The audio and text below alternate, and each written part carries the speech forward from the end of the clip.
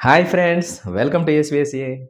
ఏ వ్యక్తికైనా సరే జీవితంలో వచ్చే కష్టాలకి, బాధలకి గల మూల కారణాన్ని ఈ వీడియో ద్వారా మనం ఇప్పుడు తెలుసుకోబోతున్నాం. అయితే విషయం ఏంటంటే, ఏ వ్యక్తికైనా సరే రోజుకి 24 గంటలే ఉంటాయి. అలా జీవిత కాలంలో అలా 24 గంటల్లో ఏం జరుగుతుందంటే 7-8 గంటలు నిద్రకి కేటాయిస్తాం గాబట్టి, ఫర్ సపోజ్ 6 గంటలు మినిమమ్ 6 గంటలు నిద్రపోతే 25% నిద్రకే పోతుంది. జీవితం 100% అనుకుంటే 25% నిద్రకే పోతుంది. ఒకవేళ 8 గంటలనుకున్నా గూడా 30% నిద్రకే పోతుంది. ఇక మిగిలిన 60%లో ఏ వ్యక్తి అయినా ఏం చేస్తూ ఉంటాడంటే, తన గురించి కాకుండా ఇతరుల గురించి అనవసరంగా ఎక్కువ ఆలోచించడం వల్లే జీవితంలో ఒక వ్యక్తికి వచ్చే కష్టాలు, బాధలకి మూల కారణం. అందువలన మనం ఈ కష్టాల నుంచి, బాధల నుంచి బయటపడాలంటే ఏకైక మార్గం మన మనసుని మనం నియంత్రణలో ఉంచుకోవటం. ఎప్పుడైతే మన ఆలోచనలు మన అధీనంలో ఉంటాయో, అప్పుడు మన జీవితంలో కష్టాలు, బాధలు వాటంతట అవే వెళ్ళిపోతాయి. అదెలా ఉంటదంటే, ఎందుకు ఇతరుల గురించి ఎక్కువగా ఆలోచిస్తాము అనంటే, ఏం జరుగుతూ ఉంటదంటే, ఎప్పుడైనా మనం విజయం సాధించినప్పుడు గానీ, ఒక గొప్ప పని చేసినప్పుడు గానీ, ఆ విషయం నలుగురికి తెలవాలని మనం వాట్సాప్ స్టేటస్‌లలో, ఫేస్‌బుక్ స్టేటస్‌లలో, ఇక ఎక్స్ వేదిక ద్వారా గానీ, ఇలా రకరకాల సామాజిక మాధ్యమాల ద్వారా, ఎలక్ట్రానిక్ మీడియా ద్వారా, పేపర్‌లలో ప్రకటనల ద్వారా మనని మనం ఇతరులు వాళ్ళ యొక్క అభిప్రాయాల్ని తెలుసుకోవడానికి ప్రయత్నిస్తూ ఉంటాం. ఎంతోమంది వ్యక్తుల నుంచి మన యొక్క అస్మదీయుల నుండి మనం అభిమానాన్ని కోరుకుంటూ ఉంటాం. ఎప్పుడైతే పేరు ప్రతిష్టల కోసం మనం పాకులాడుతున్నామో అక్కడ మనం లేమనమాట. మనం ఇతరుల నుంచి ఎక్స్‌పెక్టేషన్స్‌లో ఉంటున్నాం. ఇక విజయం సాధించినప్పుడేమో ఇలా మన వాళ్ళు మన గురించి ఏమనుకుంటున్నారు? మన గురించి ఎంత గొప్పగా అనుకుంటున్నారు అని ఆలోచిస్తూ ఉంటాం. ఇక మన శత్రువులు మన గురించి ఎలా ఈర్ష్య పడుతున్నారు? వాళ్ళెలా కుమిలిపోతున్నారు? ఎలా బాధపడుతున్నారు? అని చెప్పి ఇలా గూడా ఆలోచిస్తా ఉంటారు. దీనివల్ల ఈ వ్యక్తి తన గురించి కాకుండా తన నైపుణ్యాల్ని అభివృద్ధి చేసుకోవటం, తను సమాజానికి ఉపయోగపడటం, సమాజానికి తాను ఎలా ఉపయోగపడాలి, తనకు తను ఎలా ఎదగాలి అనేది కాకుండా ఇతరులు తన గురించి ఏమనుకుంటున్నారు, ఇతరులు తనని ఎలా పొగుడుతున్నారు అనే విషయాల మీద ఎక్కువ శ్రద్ధని పెట్టడం వల్ల ఈ వ్యక్తికి బాధలు, కష్టాలు వస్తూ ఉంటాయి.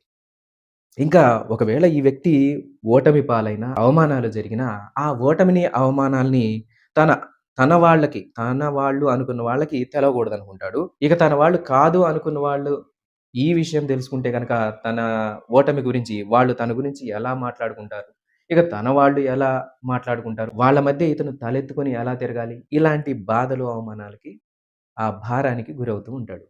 కాబట్టి ఒక వ్యక్తి గెలిచినా, ఓడినా తన గురించి ఇతరులు ఏమనుకుంటున్నారు అనే విషయాల మీదే ఎక్కువ ఆలోచిస్తూ ఉంటాడు గానీ, నేను గెలిచినప్పుడు నా నైపుణ్యం ఇంతవరకు వచ్చింది. ఈ సామర్థ్యం ఇంతవరకొచ్చింది. ఈ నైపుణ్యాల్ని, సామర్థ్యాల్ని మరింకా ఎంతగా నేను అభివృద్ధి చేసుకోవాలి, ఇలాంటి విషయాల మీద చాలా తక్కువ ఆలోచిస్తారనమాట. ఎవరైతే అలాంటి విషయాలు ఆలోచిస్తారో వాళ్ళే అంచెలంచెలుగా ఎదిగిన కొద్దీ ఒదిగినట్లుగా ఒక చెట్టు ఎదిగినట్టుగా పూలు, పళ్ళు, ఫలాలతో కళకళలాడుతున్నట్టుగా ఆ వ్యక్తి కూడా అభివృద్ధి చెందడానికి అవకాశం ఉంటుంది. మనం ఆలోచనలు తక్కువ చేస్తే ఎంత తక్కువ చేస్తే అంత శక్తి మనలో నుంచి ఉద్భవిస్తూ ఉంటుంది. కాబట్టి మన ఆలోచనల్ని మన నియంత్రణలో ఉంచుకోవాలన్నా, మనం మనసుని ప్రశాంతంగా ఉంచుకోవాలన్నా ధ్యాన సాధన చేయాలి. ధ్యానం అంటే చేసేది కాదు. ధ్యానం అంటే చూసేది. కాబట్టి ఎలా చూడాలి? ఆలోచనల్ని ఎలా నియంత్రించుకోవాలి? ఆలోచనల్ని ఎలా నియంత్రించుకోవాలంటే, నేను ఆలోచనల్ని నియంత్రించుకోవాలి అని చెప్పి నేను మళ్ళీ ఆలోచిస్తా ఉంటే కుదరదు. ఆలోచనలు మన నియంత్రణలోకి ఎట్టి పరిస్థితుల్లో రావు. మరి వాటిని ఎలా నియంత్రించుకోవాలి అంటే, ఏమి చేయకుండా ఉండటమే ఆలోచనల్ని నియంత్రించడం. మనం అలా సహజ స్థితిలో ఉండాలి. మన శరీరంలో ఏం జరుగుతుంది? మన శ్వాసలో ఏం జరుగుతుంది? మన ఆలోచనలు ఏం జరుగుతున్నాయి? వాటిని సాక్షిలాగా చూస్తున్నప్పుడు మాత్రమే ఆ ప్రశాంత స్థితి లభిస్తుంది. ఎవరికైతే ప్రశాంత స్థితి లభిస్తుందో, ఆ ప్రశాంతతని అనుభూతి పొందుతూ ఉంటారో నిరంతరం వాళ్ళకి ఏ విధమైన కష్టాలు, బాధలు ఉండవు. దీన్ని తెలియజేస్తూ ఒక చిన్న కథ. ఒకసారి గౌతమ బుద్ధుడు తన శిష్యుల్ని తీసుకొని అలా వెళుతూ ఉన్నాడు. గ్రామాలకి తిరుగుతూ ఉంటాడు కాబట్టి, అట్లా గ్రామానికి ఈ బౌద్ధ ప్రచారం, ధర్మ ప్రచారం కోసం అలా గ్రామానికి ధర్మాన్ని ప్రచారం చేయడం కోసం వెళ్తున్నాడు. బుద్ధుని ధర్మాన్ని. అయితే అలా శిష్యులతో ఎళ్తూ ఉన్నప్పుడు మార్గ మధ్యంలో ఒక అడవిలో ఒక చెట్టు దగ్గర వీళ్ళు విశ్రాంతి తీసుకోవాల్సి వచ్చింది. అంటే అందరూ అలసిపోయారు శిష్యులంతా. ఇక అక్కడ విశ్రాంతి తీసుకుంటున్నారు. విశ్రాంతి తీసుకున్నప్పుడు అక్కడ వాళ్ళకి దాహం కలిగింది. గౌతమ బుద్ధుడు తన శిష్యుడిని నీళ్లు తీసుకురమ్మని పంపిస్తాడు. ఒక పాత్ర తీసుకొని శిష్యుడు ఆ కాలువ దగ్గరికెళ్తాడు. కాలువ దగ్గరికెళ్ళినప్పుడు ఎప్పుడైతే ఇతను పాత్రతో నీళ్లు తీసుకుందాం అని అనుకుంటాడో, అదే క్షణంలో అవతల నుంచి ఎడ్ల బండ్లతో ఆహ్, కాలువని దాటుతూ ఉంటారనమాట కొంతమంది యాత్రికులు. ఆ దాటేటప్పుడు ఆ నీళ్ళన్నీ గూడా కదిలిపోయి అడుగునున్న మట్టి అంతా బురద బురద అయిపోతాయి. ఈ పాత్రలో నీళ్లు తీసుకుందాం అంటేను అంత బురదగా ఉన్నాయి గాబట్టి, ఆ నీళ్లు తీసుకోకుండానే ఎనక్కొచ్చేస్తాడు. జరిగిన విషయాన్ని గౌతమ బుద్ధుడికి తెలియజేస్తాడు ఆ శిష్యుడు. అప్పుడు గౌతమ బుద్ధుడు అంటాడు, "ఏం పర్వాలేదు నాయనా, శిష్యా కాసేపు అలా కూర్చుందాం" అని జెప్పేసి, ఇక ఆ శిష్యుడు కూర్చుంటాడు. ఇక శిష్యులందరికీ జ్ఞానబోధ చేస్తాడు. అలా ఒక గంట, గంటన్నర గడిచిపోయింది. గడిచిపోయిన తర్వాత ఇప్పుడు గౌతమ బుద్ధుడు అంటాడు, "శిష్యా ఇప్పుడెళ్లి నీళ్లు తీసుకురా" అని అంటాడు.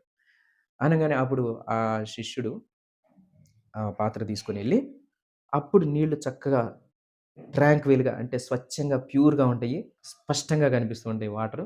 ఆ నీళ్ళని తీసుకొని పాత్రలో తీసుకొస్తాడు. శిష్యులంతా తాగుతారు. గౌతమ బుద్ధుడు చక్కగా ఈ శిష్యుడు అయితే అప్పుడు గౌతమ బుద్ధుడు ఆ శిష్యుడిని అడుగుతాడు. "శిష్య ఇంతకు ముందెళ్ళినప్పుడు బురదగా ఉన్నాయి. కానీ ఇప్పుడు నీళ్లు స్వచ్ఛంగా ఉన్నాయి. ఎలా సాధ్యమైంది?" అని అంటాడు. అప్పుడు శిష్యుడు అంటాడు ఆహ్, చాలా ఆలోచిస్తాడు గానీ శిష్యుడికి ఏమి అర్థం కాదు. అప్పుడు గౌతమ బుద్ధుడు అంటాడు, "ఇంతకుముందు నువ్వు వెళ్ళినప్పుడు అక్కడ ఎడ్ల బండ్లు ఆ ప్రయాణికులు వెళ్ళటం వల్ల అవి బురదగా మారినియి అని చెప్పావు. అంటే ఇప్పుడు నువ్వు వెళ్ళినప్పుడు ఏం జరిగింది? స్వచ్ఛంగా ఉన్నాయి నీళ్ళు. అంటే కారణం ఏంటి? ఈ గ్యాప్‌లో ఏం జరిగింది? ఆ నీళ్ళల్లో ఎవరన్నా వచ్చి వాటిని పరిశుద్ధంగా చేయటం కోసం ఏదన్నా ప్రయత్నాలు చేశారా? ఏమీ జరగలేదు గదా! వాటిని అలా ఉండనిస్తే ఎప్పుడైనా సరే అది ఒక స్థితి, ఒక ఆలోచన గాని, ఒక సంఘటన గాని ఏదైనా సరే అది డిస్టర్బ్ అయినప్పుడు దాని గురించి మరింతగా ఆలోచించి, మరింత లోతుల్లోకి వెళ్ళిపోయి మనం అందులో చిక్కుకోకూడదు. ఎప్పుడైతే మనం బయటకొచ్చేసి సాక్షిగా చూస్తూ ఉంటామో, ఆ సమస్య దానంతట అదే సద్దుమణుగుతుంది. దానికి కావాల్సిన టైం దానికిచ్చేస్తే ప్రతిదీ సెట్ అయిపోతుంది. అంటే ఏ సమస్యకైనా సరే, ఎంత పెద్ద సమస్యకైనా సరే, కాలమే సరైన పరిష్కారాన్ని ఇస్తుంది అంటారు గదా! అలా ఈ గౌతమ బుద్ధుడు ఆ విషయాలు చెప్పేసరికి ఆ శిష్యుడు జ్ఞానోదయం పొందుతాడు. చాలా ఆనందానుభూతిని పొందుతాడు. ఒక స్వచ్ఛమైన ప్రశాంత స్థితిని పొందుతాడు. అలా ఎప్పుడైనా సరే మనకి జీవితంలో వచ్చే కష్టాలు, బాధలకి గూడా కారణం ఏందంటే, ఏ విషయం గురించైనా సరే అనవసరంగానే ఎక్కువ ఆలోచిస్తూ ఉంటాం. అనవసరమైన ఆలోచనలు చేస్తూ ఉంటాం. ఎప్పుడైతే మనం సమస్య వచ్చినప్పుడు ఆ సమస్య గురించి తీవ్రంగా ఆలోచించకుండా, దానికి మూల కారణం ఏందో తెలుసుకొని, దానికి సంబంధించిన మనం ఆ పనులను చేసినప్పుడు సమస్య దానంతట అదే పోతుంది. ఇక కొన్ని సమస్యలకైతే కాలమే పరిష్కారాన్ని అందిస్తుంది. ఇక మనం దాని కోసం వేచి చూడటం తప్ప మన చేతుల్లో లేని సమస్యలు గూడా కొన్ని ఉంటాయి. కాబట్టి ఇలా ఏ వ్యక్తి అయితే అనవసరమైన ఆలోచనల్ని తగ్గించుకుంటాడో, ఇతరుల గురించి ఎక్కువ ఆలోచించటం మానేసి, అనవసరమైన ఆలోచనలు చేయటం మానేసి, మంచి ఆలోచనల్ని, సకారాత్మకమైన ఆలోచనల్ని ఏ వ్యక్తి అయితే చేస్తూ ఉంటాడో, నిరంతరం ప్రశాంత స్థితిలో ఉంటాడో, ఆ వ్యక్తికి బాధలు, కష్టాలు సర్వసాధారణంగా ఆటోమేటిక్‌గా పోతాయన్నమాట. అది ఫ్రెండ్స్. ఈ వీడియో గనక మీకు నచ్చినట్లయితే లైక్ చేయండి. మీ మిత్రులకి షేర్ చేసుకోండి. మరియు నేను చేసే ఇలాంటి వీడియోలు ఎప్పటికప్పుడు మీకు నోటిఫికేషన్ రూపంలో అందడం కోసం నా ఈ ఛానెల్‌ని సబ్స్క్రైబ్ చేసుకోండి. పక్కనున్న బెల్ ఐకాన్‌ని క్లిక్ చేయండి. మీ యొక్క విలువైన అభిప్రాయాల్ని కింద కామెంట్ బాక్స్‌లో తెలియజేయండి. ధన్యవాదములు.